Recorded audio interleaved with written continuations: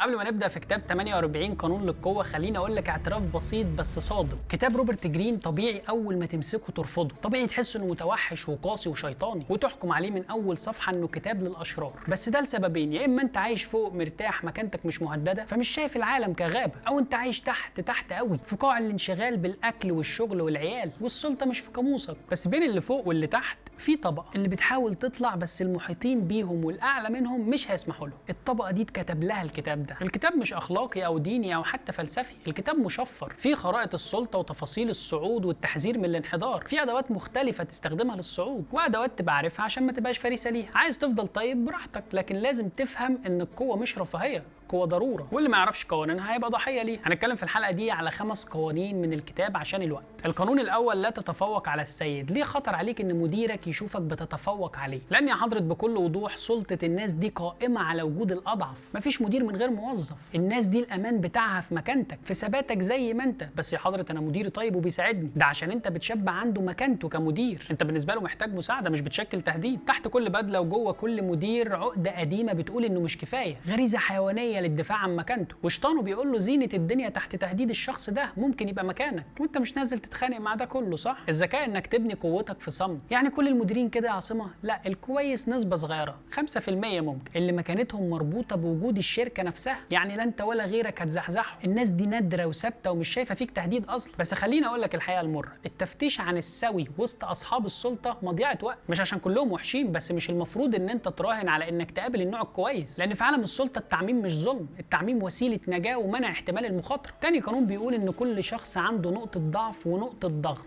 المطلوب منك تعرفها لكن ما تستخدمهاش، بس تسوق بيها اللي قدامك. ايه يا عاصمه الحركات الغير اخلاقيه دي؟ يا حضرة انت ذات نفسك بيتعمل فيك كده لما مديرك في الشغل يخصم لك نص يوم او يوم. هو ما طردكش وما دمركش، هو فكرك بنقطه ضعفك انك محتاج شغل. هو مش فارق معاه الفلوس اللي خصمها، هو بيثبت جواك الرساله انه ماسك عليك حاجه وعليها بيفرض سيطرته. الذكي يا حضرة مش بيكسر اللي قدامه، الذكي بيملكه. ودي مش قسوه، دي اللعبه. فهمت يا حضرة ان العالم كله بيستخدم القانون ده؟ القانون الثالث: اطلب الانتباه باي ثمن. اللي مش بيظهر يا حضرة مش موجود. القوه محتاجه اضواء، لبس واسلوب وهاله تصنعها لنفسك، غير كده هتبقى زيك زي ملايين فما تتوقعش انك توصل لمنصب مختلف. الناس بتفتكر ان الشطاره في الشغل بس، لا، الشطاره في الانطباع. لو انت الاشطر بس غيرك بيظهر اكتر هو هيبيع اكتر. خليك دايما صوت مختلف، حضور مختلف. مفيش منصب مبني على الكفاءه بس، لازم يكون يليق على المنصب برضه. هتقولي بس انا مش بحب اعمل شو. هقول لك هتفضل متاخر طول ما انت مستخبي. نو ريسك نو ريتش يا حضرة. اخرج من قوقعتك واصنع لنفسك صوره اقوى بكتير من حقيقتك. اللعبه مش انك تكون الافضل، اللعبه انك تبان الافضل لحد ما تبقى. القانون الرابع: اخفي نواياك.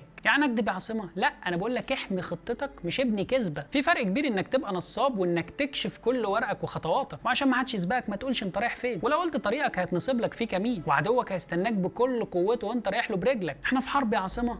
أسوأ. الغموض مش ضعف، اعتبره درع، فما تسيبش درعك من ايدك. القانون الخامس: اعرف انت بتتعامل مع مين واوعى تتحدى الشخص الغلط. ليه القانون ده من اقوى قوانين الكتاب؟ لان في ناس فعلا اقوى من طاقه تحملك، ما ينفعش تغلط فيهم حتى لو على حق. لا يا عصام احنا رجاله قوي والله يا حضرة، احنا ربنا ادانا العقل عشان نعرف ازاي نتعامل وقت استضعافنا ووقت قوتنا. وفي ابواب يا حضرة لما بتتفتح مستحيل تتقفل، مهما تحاول تعالج المشكله مش هتتعالج. والدليل على كلامي اسلوب الطار في الصعيد المصري، تلاقي باب دم اتفتح وما بيتقفلش، وده مش معناه ان غيرك اقوى منك. في ناس ما عندهاش حاجه تخسرها، ممكن تعيش في سبيل تدمير حياتك، وانت كانسان ليك قيمه ومستقبل. ما تحبش ابدا انك توقف حياتك لمجرد انك اخطات اختيار الخصم. تحياتي يا حضرات، وتفضل يا حضرة.